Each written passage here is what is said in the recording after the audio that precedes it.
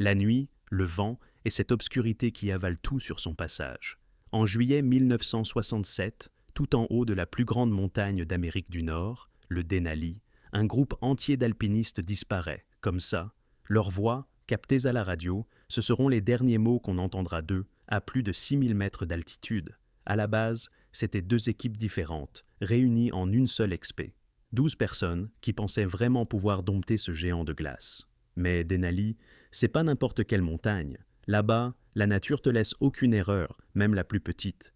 Quelques jours plus tard, l'un des pires orages du XXe siècle va se lever, et la montagne gardera 7 d'entre eux. Aujourd'hui, on va raconter cette expédition, la peur, la ténacité humaine, une tragédie qui fait encore débattre les secouristes et les historiens. On est en juillet 1967, 6000 mètres au-dessus de l'Alaska. Le dernier message radio d'en haut, on est au sommet. Puis, silence total. 7 alpinistes engloutis dans cet enfer blanc. Certains ne seront jamais retrouvés. Denali. Chez les Athabascans, ça veut dire « la grande ». Cette montagne surplombe l'Alaska à un point tel qu'on la voit à 200 km à la ronde. Un géant glacé qui déchire les nuages. Pour les peuples locaux, Denali, c'est carrément autre chose qu'une montagne. C'est la demeure de l'esprit, un endroit pas franchement accueillant. Le 7 juin 1913, un prêtre anglican nommé Hudson Stuck et son guide Walter Harper seront les premiers à atteindre le sommet. Plus tard, Stuck écrira dans son journal « J'ai prié là-haut. Pas de joie, juste de peur. Mais on est en Amérique, et ce qu'il faut, c'est des héros, pas des philosophes. » 3 ans après, on rebaptise la montagne McKinley, du nom d'un président qui n'a même jamais mis les pieds en Alaska. Une magouille politique face à des millénaires d'histoire. Les anciens Denainas, eux, racontent « Celui qui grimpe Denali avec trop de fierté ne redescend jamais. La montagne, elle sent tes intentions. Parfois, elle laisse passer, parfois, elle te ferme la porte pour toujours. À 5000 mètres, le vent arrache les tentes comme si c'était du papier. La température peut descendre à moins 40 en même pas une heure. L'homme là-haut, c'est même pas grand-chose, c'est juste un grain de sable. Et pourtant, à partir du milieu du XXe siècle, les tabous sacrés se transforment peu à peu en itinéraires de trek. Les expés s'enchaînent sur Denali, un truc après l'autre. Des étudiants, des militaires, des employés de bureau venus chercher leur moment de gloire. Ce sommet devient une épreuve, une prouesse à prouver, une photo pour le journal local. Été 67. 12 personnes se préparent au pied de Denali. Tout le matos est flambant neuf, les vivres suffisent pour un mois, et tout le monde se croit prêt à affronter n'importe quoi. Ils lèvent les yeux vers ce mur de neige et ne voient qu'un défi. Mais ils ratent un truc essentiel. La montagne, elle, a déjà tranché.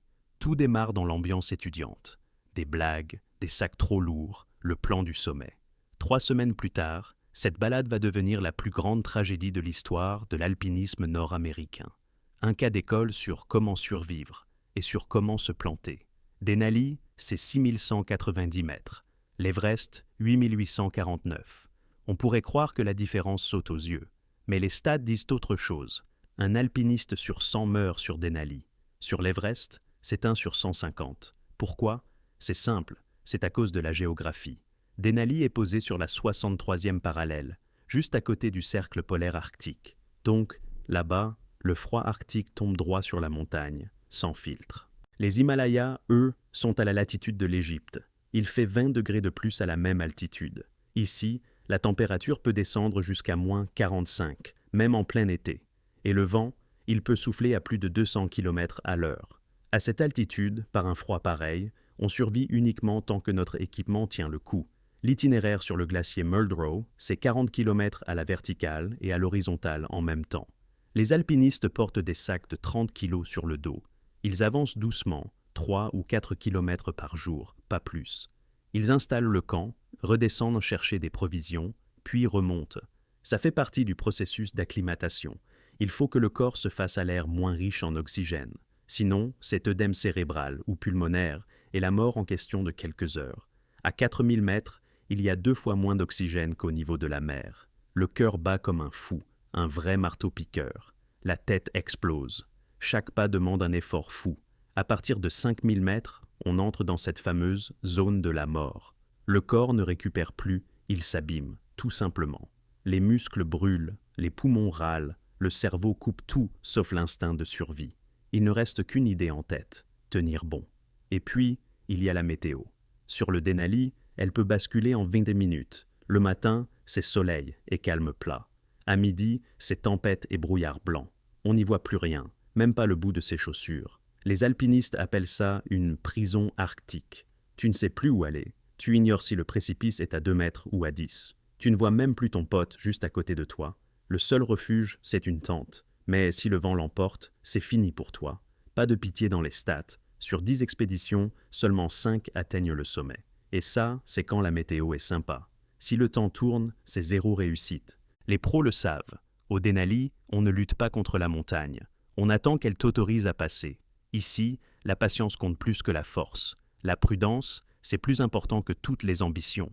Mais à l'été 1967, la nature va infliger l'examen le plus dur de toute l'histoire de l'Alaska. Une tempête comme on n'en avait pas vu depuis 50 ans. Un vent qui arrache tout sur son passage. Et 11 personnes qui se retrouveront pile dans l'œil du cyclone. Printemps 1967. 2 amis sont installés à la bibliothèque de l'Université du Colorado en train de planifier leur expé.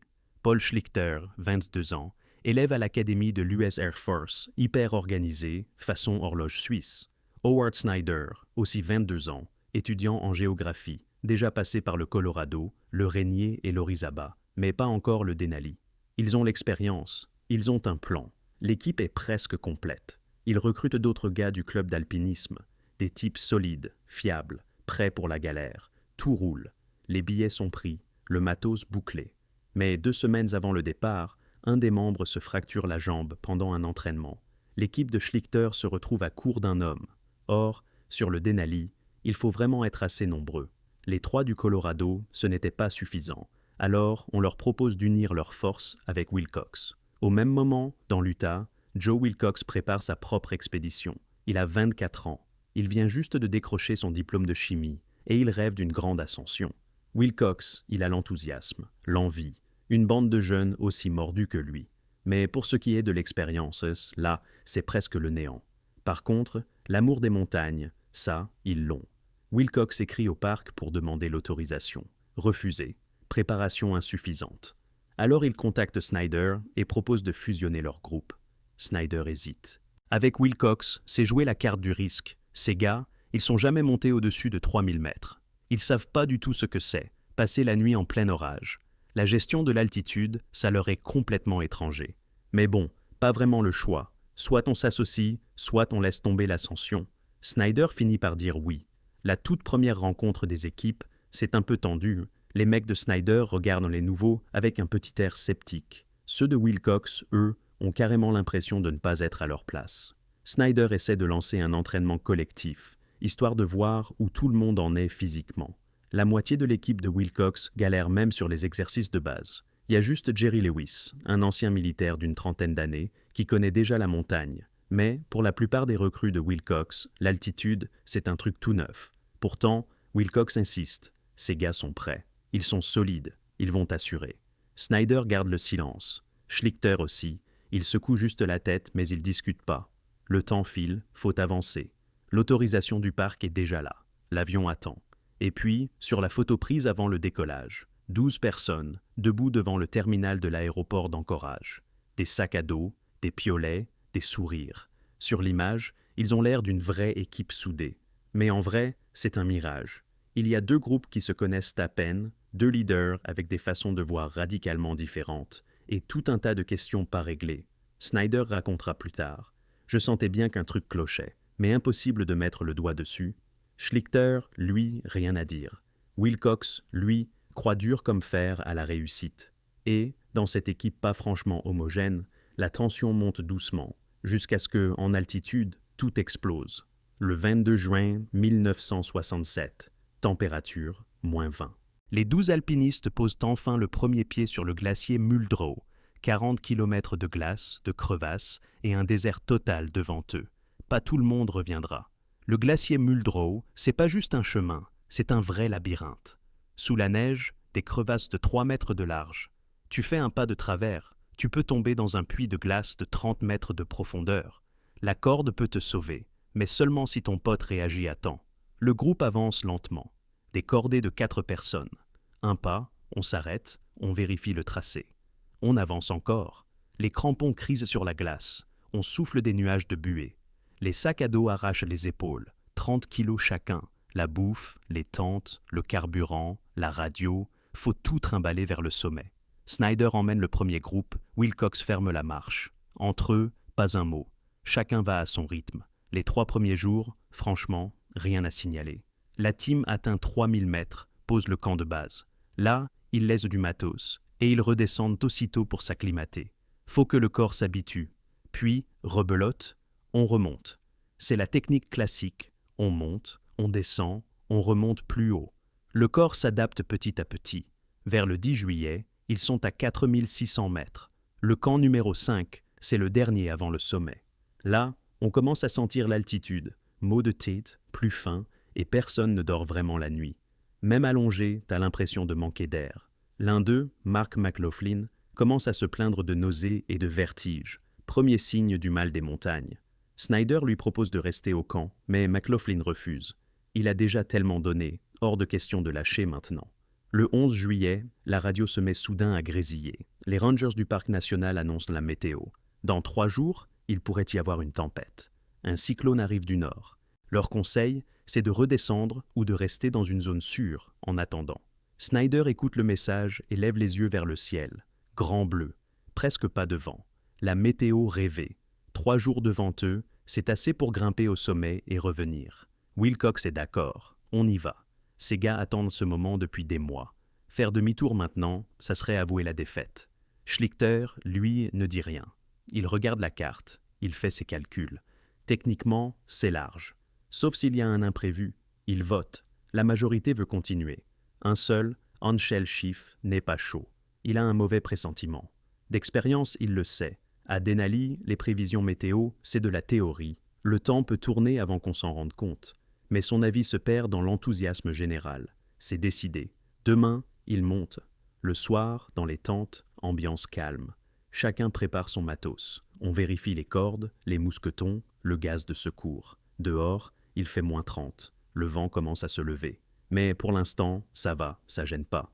Quelque part, derrière l'horizon, le cyclone est déjà en train de grossir, et il va finir dans les livres d'histoire, comme l'une des pires tempêtes d'Alaska. On est le 15 juillet, 6 heures du matin. Le thermomètre affiche -25, mais pas un souffle de vent. Le ciel est limpide. Snyder sort la tête de la tente. Il n'en croit pas ses yeux. Une météo pareille sur le Denali, c'est rare. Une fois par mois, peut-être moins. C'est leur chance.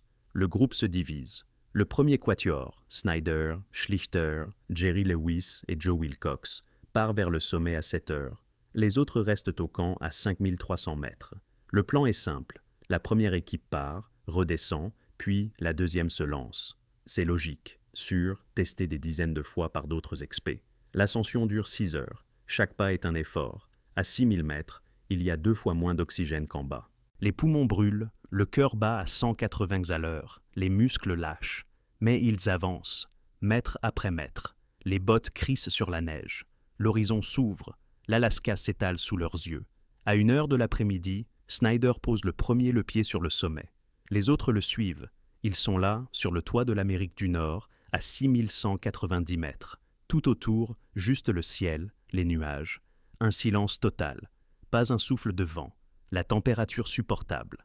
Snyder sort le drapeau, il le plante dans la neige. Schlichter prend des photos. Lewis rigole, à cause de l'euphorie, de la fatigue, du bonheur. Il reste 20 minutes là-haut. Pas plus, le froid commence à mordre jusque sous leurs 3 couches de vêtements. La descente va plus vite. À 6 heures du soir, ils sont de retour au camp, éreintés mais vivants. Première étape accomplie. Au camp, la deuxième équipe les attend. Clark, Luchterhand, Janes, Walt Taylor, McLaughlin, Steve Taylor, Schiff et Russell. 7 personnes. Ils écoutent les récits, regardent les photos de là-haut. Demain, ce sera leur tour. Eux aussi auront droit au sommet. Mais Snyder sent que quelque chose cloche. Le vent monte. 12 au début, puis de plus en plus fort. À la nuit tombée, il siffle déjà entre les tentes. La température chute. Snyder propose d'attendre un jour, voir comment ça évolue. Wilcox refuse. Son équipe est prête. Ils ont attendu bien trop longtemps. Rater une occasion pareille, c'est impensable. Schlichter tente de raisonner. Joe, soyons prudents. Un jour de plus ne changera rien. Wilcox fait non de la tête. On a un créneau, on y va. Silence radio derrière. On n'entend plus rien du QG du parc. Panne technique ou alors les nuages qui arrivent. Difficile à dire. Snyder cherche le signal, mais il capte juste un souffle, du grésillement.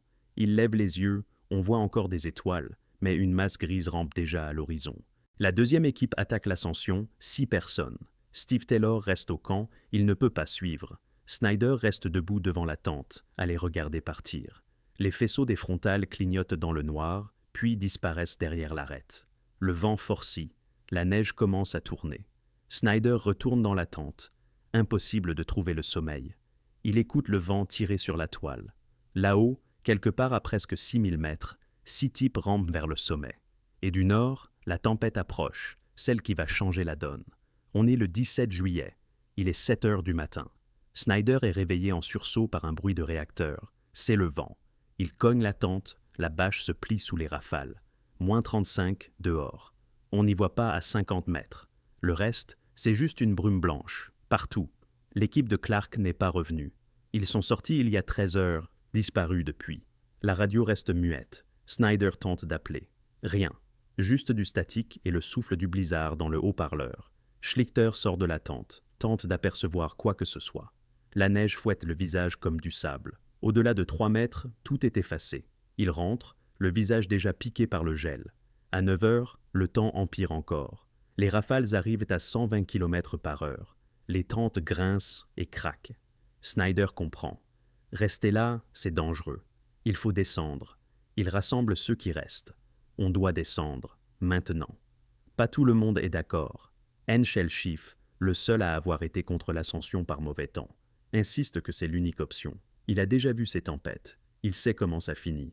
Rester, c'est mourir. Faut partir tant qu'on tient debout.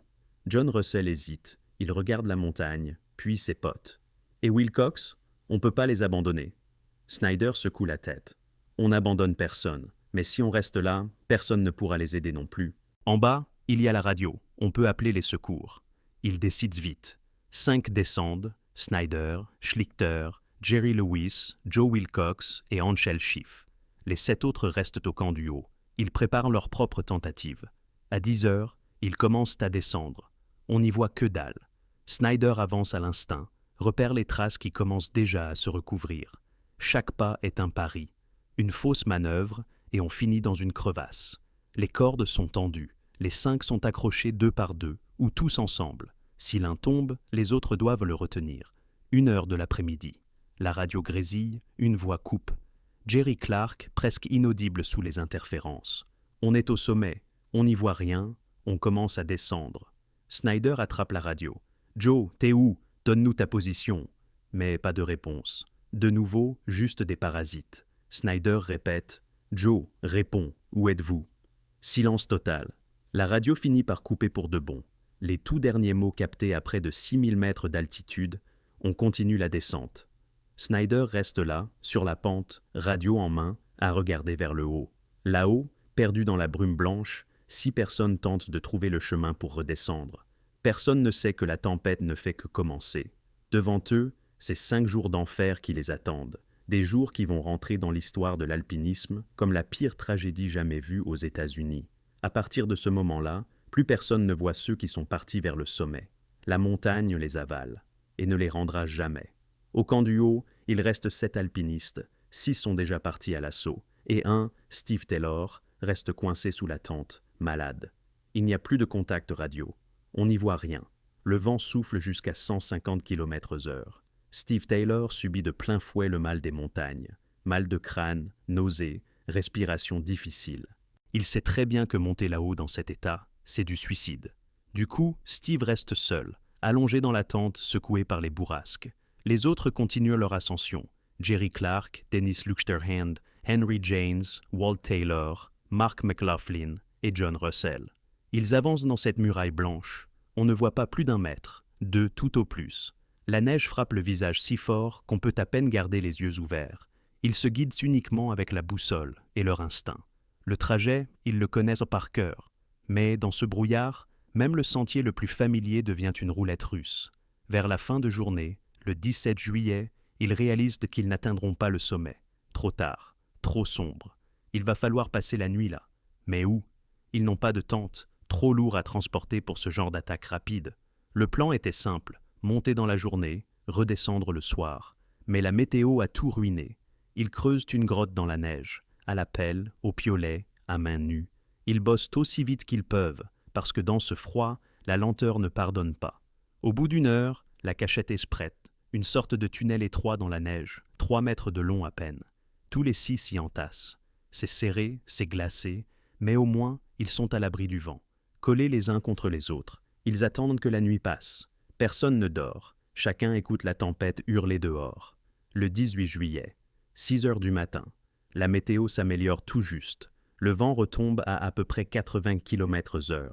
On y voit peut-être 20 mètres. Jerry Clark prend plus ou moins le commandement du groupe.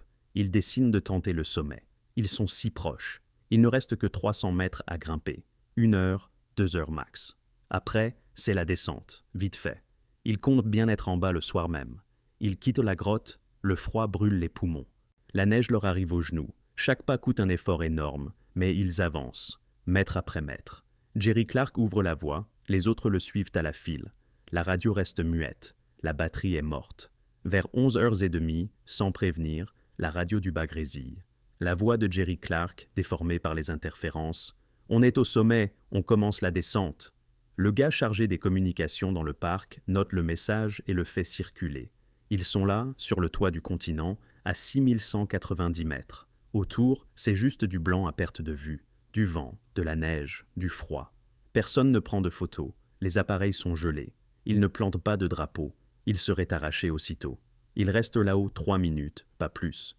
Puis, ils font demi-tour et commencent la descente. Vers le bas, vers la chaleur, vers la maison. Mais la montagne, elle, ne compte pas les laisser repartir si facilement. On est le 18 juillet, midi. 5 personnes commencent à descendre du sommet du Denali. Un des membres du groupe a fait demi-tour avant d'atteindre le sommet. 20 minutes plus tard, le monde autour d'eux bascule. Le vent se lève d'un coup, direct. Il passe de 100 à 160 km/h en quelques secondes. La neige ne tombe plus, elle file à l'horizontale, comme des bouts de verre. On ne voit plus rien. Tout est avalé par une purée blanche. Plus de ciel, plus de sol. Juste un vacarme qui enterre même les cris. Les météorologues appelleront ça plus tard un cyclone catégorie extrême. Là-haut, le vent tape les 200 km/h à 5000 mètres d'altitude. Et sur le sommet, c'est encore pire. Par moments, les rafales montent à 300 et sur certaines crêtes jusqu'à 480 km/h. Là, on parle de la force d'une tornade. Impossible de tenir debout, tu te fais rouler sur la pente comme une poupée de chiffon. La température plonge à -40. Avec le vent, on le ressent comme -70. À ce froid-là, la peau gelée en 30 secondes, ni plus ni moins. Chaque respiration te brûle les poumons. Les doigts deviennent tout raides, même dans les gants. Et la bande de Clark, ils sont là, à découvert, sans abri, sans tente. Juste leur duvet et une combi de tempête pas très épaisse. En bas, au camp perché à 5300 mètres, Steve Taylor entend le tonnerre gronder. Sa tente commence à se déchirer. Le vent arrache les piquets. La toile claque comme un coup de fusil. Steve chope les arceaux. Il essaie de tenir, mais ça ne sert à rien. Une rafale plus forte emporte la tente et la balance dans le vide. Tout ça en 1 seconde. Steve Taylor se retrouve seul, sur le glacier en plein vent. Il plonge dans son sac de couchage, s'enterre dans la neige et prie. Plus aucun contact avec le sommet. La radio de Clark ne répond plus. Sans doute la batterie est morte, ou alors l'antenne a été arrachée par le vent. Steve essaie d'appeler, c'est silence radio. Il passe sur la fréquence d'urgence, tente de joindre la base. Toujours rien. Les ondes radio ne passent pas à travers ce mur de neige et de glace. Le soir venu, Steve Taylor pige. Il ne reverra plus le groupe aujourd'hui, peut-être demain, ou jamais. Il faut redescendre tant qu'il est encore en vie. Il rassemble ce qui reste de son matos, attache les cordes, commence à descendre, seul, dans le noir. En pleine tempête. Chaque pas, c'est pile ou face. Le lendemain, le 19 juillet, les rangers du parc national captent un signal de détresse à la radio. Ce n'est pas Wilcox qui l'envoie. C'est un autre alpiniste qui se trouvait par hasard sur un itinéraire voisin et a capté des bribes d'appel. Le message est court. Un groupe sur le Denali est en détresse. Tempête. Ils ont besoin d'aide. Branle-bas de combat. Les hélicos sont prêts à décoller, mais impossible de s'envoler. Le vent souffle à 100 km/h au sol, 2 fois plus en l'air. Les pilotes refusent de tenter le coup. Ce ne serait même pas un sauvetage, juste du suicide. La montagne ferme les issues, transforme le sommet en prison de glace géante. Sans issue. 19 juillet. 4570 mètres d'altitude. 5 alpinistes se serrent contre la pente, attendant leur chance. Snyder, Schlichter, Jerry Lewis, Joe Wilcox et Anshel Schiff, ceux qui ont réussi à redescendre avant que tout parte en vrille. Ils sont encore là, pour l'instant. Ça fait 3 jours que la tempête ne lâche plus. Il y a 2 tentes, une pour 4 et une pour 3. Première nuit, le vent arrache les piquets de la tente 4 places. Le tissu se déchire en 2 avec un bruit de détonation. Dedans, tout leur matos, le gaz et une partie de leur bouffe. Snyder essaie de sauver ce qu'il peut. Il chope son sac à dos, arrache le sac de couchage. La tente, elle, disparaît dans le vide en 1 seconde. Les 5 se serrent dans une tente prévue pour 3 personnes. On est tellement serré qu'on peut même pas bouger un bras. L'air manque. La neige bloque l'entrée. Alors, chaque heure, il faut déblayer la sortie à la pelle. Sinon, il risque de suffoquer.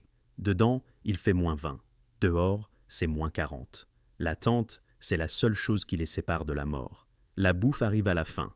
Quelques barres de chocolat, une poignée de noix, un sachet de soupe lyophilisée pour 5. Plus de gaz, donc plus rien pour chauffer de l'eau. Ils bouffent de la neige. Ça donne encore plus froid, mais pas le choix. Sans eau, là-haut, ça va très vite. Alors la neige, au moins ça hydrate un peu.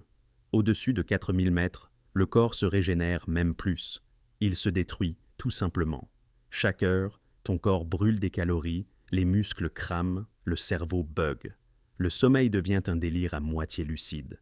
Snyder se réveille en pleine nuit. Il pige plus où il est. Schlichter marmonne des trucs incompréhensibles. Schiff reste immobile, il fixe le plafond de la tente en silence.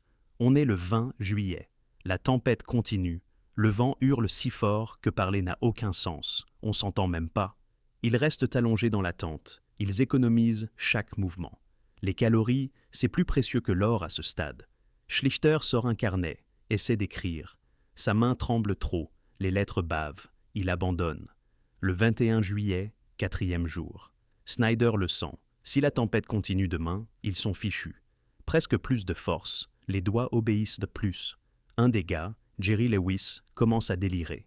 Il raconte qu'il voit une lumière plus bas, qu'il y a quelqu'un qui arrive. Snyder regarde dehors par une fente de la tente. Rien. Juste la neige, juste le vent. Le 22 juillet. 5e jour sous siège. Les rations sont finies. Ne reste que la neige. Ils restent du coucher en silence, écoutant la tempête, en pensant tous à la même chose. Est-ce qu'on tiendra jusqu'au matin? Le 23 juillet, à l'aube. Snyder se réveille. Silence. Le vent s'est calmé. Pas totalement, mais assez. Il regarde dehors. On voit à peine 50 mètres. Le ciel est gris, pas complètement blanc. On peut tenter d'avancer. Il rampe hors de la tente. Se redresser, c'est pénible. Les muscles sont raides. Les sacs à dos, ils paraissent soudain impossibles à porter. Snyder regarde ses potes. Les visages sont gelés, les yeux enfoncés, les lèvres fendues. Mais ils sont vivants. Pour l'instant. Maintenant, il faut descendre. Et vaincre, non pas la montagne, mais la faiblesse du corps. Le 23 juillet, 8 heures du matin. Au QG du parc national du Denali, le téléphone sonne. La tempête s'est calmée. Enfin, un créneau pour décoller. Les hélicos montent dans le ciel 20 minutes plus tard. Aux commandes, Don Sheldon, une légende de l'Alaska. Ce gaz a piloté là où personne d'autre n'osait même allumer un moteur. Cette fois-ci, il file droit vers le glacier Muldrow à 4000 mètres d'altitude. Il a avec lui des secouristes de la montagne. Eux, ils savent. Chaque minute compte. S'il y a encore des survivants là-haut, chaque instant peut tout changer. L'hélico se pose au-dessus du glacier. Sheldon regarde en bas. C'est le chaos total. Des lambeaux de tentes éparpillés sur des centaines de mètres. Les sacs à dos qui départent de la neige. Des sacs de couchage collés à la glace. Des fringues accrochées aux rochers comme des drapeaux. Le vent a tellement éparpillé le camp qu'on dirait qu'une bombe a explosé ici. Les sauveteurs descendent, commencent à fouiller la pente. Ils tombent sur un piolet planté dans la neige, une veste déchirée en 2, une boîte de conserve écrasée par le vent. Aucune trace de vie. Juste des objets, silencieux témoins d'une catastrophe. À un peu plus de 5000 mètres, on retrouve ce qui reste du camp d'altitude. La tente a été pulvérisée. Il ne reste que l'armature dépassant du tas de neige. À l'intérieur, le vide total. Aucun corps, pas de message. Les secouristes montent encore, direction sommet. La visibilité est nulle. La neige leur arrive à la taille. Chaque pas, c'est un vrai combat. Ils fouillent pendant 3 heures. Rien. 24 juillet. Un message par radio. Plus bas, vers 3000 mètres, un groupe d'alpinistes a été repéré. Très lent, mais ils avancent. L'hélico décolle aussitôt. C'est Sheldon qui les trouve sur la pente. 5 personnes, à peine capables de ramper dans la neige. Snyder, Schlichter, Jerry Lewis, Joe Wilcox et Anshel Schiff. Ils agitent les bras. L'hélicoptère se pose à côté d'eux. Snyder grimpe en premier. Il ne peut plus parler. Ses lèvres sont gelées. Sa voix est cassée. Il écrit sur un bout de papier « Wilcox, 7 personnes portées disparues là-haut ». Le secouriste fait un signe. On cherche, toujours rien. Le lendemain, 25 juillet, le groupe de Snyder est évacué vers un hôpital d'Anchorage. Gelure, déshydratation, épuisement, mais ils sont en vie. Sur 12 partis, seuls 5 sont revenus. 7 sont restés sur la montagne. Où? On ne sait pas. S'ils sont vivants? Mystère. Les recherches continuent encore une semaine entière. Les secouristes scrutent chaque versant, la moindre fissure. Ils tombent sur des bouts de matériel. Un morceau de corde, un bout de tente, une chaussure. Mais toujours pas de corps. La montagne ne rend pas ses prisonniers. En 5 jours, le Denali a pris 7 vies et laissé des questions sans réponse. Qu'est-ce qui s'est passé là-haut, à 6000 mètres? Comment ils sont morts? Pourquoi ils n'ont pas pu redescendre? Silence total. Et c'est ça le plus glaçant. Le 27 juillet, au camp de haute altitude, on tombe sur le premier corps. John Russell, figé dans la tente, accroché à la structure comme s'il avait tenté de protéger l'abri jusqu'au bout. 2 jours plus tard, le deuxième corps, Walt Taylor, plus bas, recroquevillé comme s'il essayait de se mettre à l'abri du vent. Il s'est battu jusqu'au dernier souffle, mais le froid était plus fort. Le 31 juillet, on retrouve un troisième corps sur la pente, Dennis Luchterhand. Lui aussi avait tenté de descendre. Il est allongé à découvert, sans sac, sans équipement, ses vêtements déchirés par le vent. Les secouristes essaient de comprendre. Pourquoi il est ici tout seul? Où sont passés les autres? Aucun signe de lutte, pas de traces d'avalanche ou de chute de pierre. Juste le vent, la neige et des corps éparpillés sur des kilomètres. Ils ne sont pas tous morts en même temps. Ils sont tombés les uns après les autres en essayant de redescendre, perdant des forces à chaque pas. Les experts se penchent sur l'itinéraire. Ils essaient de reconstruire l'histoire. Après avoir atteint le sommet, le groupe de Clark commence la descente. La tempête arrive trop vite, la visibilité est nulle, ils se perdent. Au lieu de prendre l'itinéraire sûr, ils se dirigent vers la pente de l'arête Archdeacon. Raide, glacée, chaque pas est un risque de glisse. Ils passent la nuit là, peut-être 2. Pas de tente, pas d'abri. Certains ont gelé sur place, d'autres ont tenté de descendre. Mais à cette altitude, le corps lâche. Le cerveau s'éteint, les jambes n'obéissent plus. Tu fais un pas, puis encore un, et tu t'écroules. Et il ne se relèvera plus. Les 4 autres, Jerry Clark, Henry James, Mark McLaughlin et Steve Taylor, restent introuvables. Leurs corps sont quelque part sur la pente, peut-être ensevelis sous la neige, peut-être emportés par une avalanche, peut-être coincés dans une crevasse impossible à atteindre. La montagne les a pris, et elle ne les a jamais rendus. L'opération de sauvetage s'arrête officiellement le 5 août. Impossible de chercher plus loin, c'est beaucoup trop dangereux. 3 corps sont redescendus, 4 restent là-haut, pour toujours. Là-haut sur le Denali, ce ne sont plus juste des corps, ce sont des témoins silencieux de ce qui se passe quand l'entêtement humain se heurte à la puissance de la nature. Et la nature, elle gagne toujours. Août 1967, l'Amérique veut des réponses. 7 jeunes sont morts sur la montagne. Quelqu'un doit rendre des comptes. À qui la faute? Est-ce qu'on aurait pu éviter ce drame? Howard Snyder donne sa première interview depuis son lit d'hôpital. Il a la voix rauque, les mains enveloppées dans des bandages, gelure du 3e degré. Il dit « C'était la tempête parfaite. Personne n'aurait pu prévoir une telle force. On a tout fait comme il fallait. Mais la nature était plus forte que nous. Les journalistes ne s'en contentent pas. Ils grattent un peu plus profond. Et là, on découvre que l'équipe de Wilcox manquait sérieusement d'expérience. La moitié du groupe n'était jamais monté au-dessus de 3000 mètres. Jerry Lewis a mis des crampons pour la première fois une semaine avant l'ascension. Ce n'était pas une expédition, c'était un pari fou.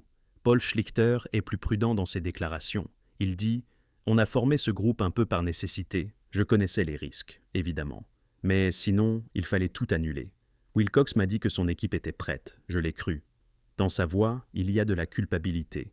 Il se reproche de ne pas avoir insisté pour annuler, de s'être tu, alors qu'il aurait peut-être fallu parler plus fort. Le parc national lance une enquête officielle. Des experts regardent l'itinéraire, la météo, les décisions prises par les chefs de cordée. La grande question, pourquoi l'équipe de Wilcox est-elle montée le 17 juillet alors qu'on annonçait une tempête? La réponse, ils la trouvent dans le carnet de Joe Wilcox, retrouvé par les sauveteurs au camp de base. Dernière note, le 16 juillet. La météo s'est améliorée, c'est notre chance. On est prêt. Demain, on tente. Wilcox en était certain. Il a vu le ciel clair, il s'est dit que le danger était passé. Mais les météorologues diront plus tard qu'un cyclone était justement en train de se former. Il est arrivé du nord, brusquement, sans prévenir. Wilcox ne pouvait pas le savoir. Les parents des victimes réclament des explications. La mère de Mark McLaughlin écrit au parc « Pourquoi a-t-on laissé mon fils grimper? C'était un étudiant en chimie, pas un alpiniste. Il faut quelqu'un pour répondre. » Le père de Dennis Luchterhand attaque même le parc en justice, accusant l'administration de négligence. Le tribunal rejette la plainte. Le parc a donné son accord sur la base des infos qu'on lui avait fournies. Wilcox avait assuré que tout le monde était prêt. Sur le papier, tout était en règle. Mais l'opinion publique ne décolère pas. Les journaux titrent « Tragédie sur le Denali, à qui la faute ?» Même chez les alpinistes, le débat fait rage. Certains soutiennent Wilcox. Il était le chef, il a pris ses responsabilités. D'autres l'accusent d'avoir entraîné des débutants dans un piège mortel. Snyder, lui, publie un livre, Le roi des montagnes. Dans son récit, il raconte en détail l'expédition, la tempête, la perte de ses compagnons. Selon lui, tout le monde est responsable, et personne ne l'est vraiment. La montagne ne pardonne pas. Et des erreurs, il y en a eu à chaque étape. La vérité, personne ne la trouvera, parce qu'elle est restée là-haut, à 6000 mètres d'altitude, là où il n'y a pas de témoins, là où on n'entend que le vent. On est en 1968. Le parc national de Denali impose de nouvelles règles. À partir de maintenant, chaque expédition doit passer une vérification obligatoire. Expérience des participants, matériel, plan du parcours, tout est passé au peigne fin. Il faut avoir au moins 2 ans de pratique en haute montagne. Radio obligatoire, de la nourriture en réserve pour 2 semaines de plus que prévu. La tragédie de 1967 a tout changé. Partout dans le monde, les écoles d'alpinisme incluent l'histoire de l'expédition Wilcox dans leur programme. Ce n'est plus juste une tragédie, c'est devenu un manuel de survie. Les instructeurs décryptent chaque choix. Pourquoi avoir regroupé 2 équipes? Pourquoi partir en pleine tempête? Pourquoi ne pas avoir fait demi-tour à temps? Les élèves prennent des notes, ils mémorisent. Il jure de ne pas refaire ses erreurs. Denali devient un symbole, pas du sommet, pas de la réussite, mais de la limite. Ce moment où la nature te dit « tu ne passes pas ». Et il faut savoir l'entendre. Les alpinistes expérimentés, ils ne nomment même plus la montagne. Ils l'appellent simplement « la grande », avec respect, avec crainte. Chaque saison, à peu près 1000 personnes tentent l'ascension de Denali. À peu près la moitié arrivent au sommet. Les autres font demi-tour. C'est pas un échec, c'est de la sagesse. La montagne t'a laissé une chance. Elle t'a montré combien elle était puissante. Tu as compris, tu redescends en vie. Ça, c'est une victoire. Mais tout le monde n'apprend pas. Chaque année, la montagne réclame de nouvelles vies. Depuis 1967, plus de 130 alpinistes sont morts sur Denali. Parfois, c'est à cause d'avalanches, de crevasses, du mal des montagnes. Mais le plus souvent, c'est la tempête. Celle qui débarque d'un coup et ne laisse aucune chance. Au camp de base de Denali, il y a une plaque. Les noms des 7 membres de l'expédition Wilcox sont gravés dessus. Jerry Clark, Dennis Luchterhand, Henry James, Mark McLaughlin, Walt Taylor, Steve Taylor et John Russell. Tous les ans, avant de monter, les alpinistes s'y arrêtent. Ils lisent les noms. 1 minute de silence. C'est un rituel. Un rappel, la montagne ne pardonne pas. 10 ans plus tard, Howard Snyder revient sur Denali. En 1977, il atteint à nouveau le sommet. Il regarde en bas, les larmes aux yeux. Ce ne sont pas des larmes de joie, ce sont des larmes de souvenir. Lui, il a survécu. Eux, non. Pourquoi? Il n'y a pas de réponse. Paul Schlichter, lui, ne retournera jamais à la montagne. Il devient ingénieur, construit des ponts, choisit une vie tranquille. Dans un entretien de 1990, il dit « Denali m'a pris une partie de moi. J'y ai perdu des amis, mais aussi la croyance que l'homme peut tout contrôler. La montagne, elle, reste là, blanche, silencieuse, immortelle. Chaque année, de nouvelles personnes arrivent.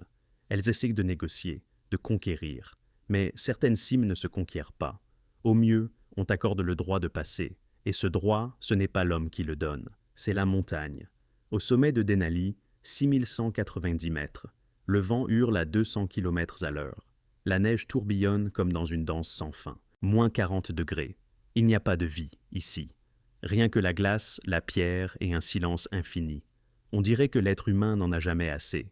Pas assez de hauteur, pas assez de vitesse, jamais assez de victoire sur lui-même. On grimpe parce qu'on ne peut pas faire autrement. C'est dans notre nature de chercher la limite, de la dénicher, puis de vouloir la dépasser. Encore et encore. Au final, ce sont les montagnes qui deviennent notre miroir. Elles nous montrent qui on est vraiment. En ville, on peut se cacher derrière des masques, derrière des mots, dans le confort. Mais là-haut, à 6000 mètres, le vent arrache tous tes masques. Il ne reste plus que l'essentiel. La peur, l'entêtement, l'envie de vivre ou celle de prouver quelque chose. Denali, ce n'est pas un ennemi. Elle n'est pas en colère, elle ne cherche pas à se venger. Elle est juste là, depuis des millions d'années. Elle était là avant nous, elle sera là après. Les humains passent, laissent quelques traces, vite effacées par la neige en quelques heures. La montagne, elle, ne s'en soucie pas. Elle continue de vivre sa vie. Ceux qui vont sur Denali, en fait, ils ne cherchent pas juste à toucher le sommet. Ils vont à la rencontre d'eux-mêmes, jusqu'au moment où il faut choisir, continuer ou s'arrêter, prendre le risque ou renoncer, écouter sa raison ou écouter sa fierté. Et ce choix, franchement, c'est le plus important qu'on puisse faire, parce que tout dépend de là. Est-ce qu'on redescend ou est-ce qu'on reste là-haut pour toujours? Il y a eu 7 personnes qui ont choisi de continuer à monter, même quand tout commençait à se gâter. 5 d'entre elles ont atteint le sommet. Mais le prix à payer était immense. Elles y ont laissé la vie, pour quelques minutes tout là-haut, sur le toit du continent. Est-ce que ça valait le coup? Impossible de répondre pour tout le monde. Chacun décide pour soi. Les vrais alpinistes disent que le sommet, ce n'est pas l'endroit où tu t'arrêtes. Le vrai sommet, c'est l'instant où tu peux encore faire demi-tour. Tout ce qui est au-dessus, c'est plus un exploit. C'est de la tentation, une illusion, un piège. Parfois, le sommet, ce n'est pas un point sur une carte. C'est un moment. Le moment où tu te tiens sur la pente, tu regardes vers le haut, et tu comprends qu'il ne faut pas aller plus loin. Pas parce que tu as peur, pas parce que tu es faible, mais parce qu'au-delà, il n'y a que la mort. Alors tu t'arrêtes, tu fais demi-tour, tu descends, en vie. Et ça, c'est la vraie victoire. Denali, elle, reste là, immense et blanche sous un ciel sans fin. Le vent hurle, la neige tombe, et c'est le silence. Quelque part, sur ces pentes, sous la glace, il y a ceux qui n'ont pas entendu ce moment, qui n'ont pas su quand il fallait s'arrêter. La montagne les garde, en silence, pour toujours. En juillet 1967, 7 personnes ont perdu la vie sur Denali. On a retrouvé 3 corps, mais vu les conditions et l'altitude, impossible de les ramener à l'époque. Les autres n'ont jamais été retrouvés. Et la montagne s'est retrouvée de nouveau seule. Voilà, c'était l'histoire de la limite humaine, de comment le rêve peut tourner au drame, et de pourquoi la nature aura toujours le dernier mot. Merci d'avoir été là avec nous. Si ça vous a intrigué, mettez un like, abonnez-vous. Il y a encore plein d'histoires incroyables à venir.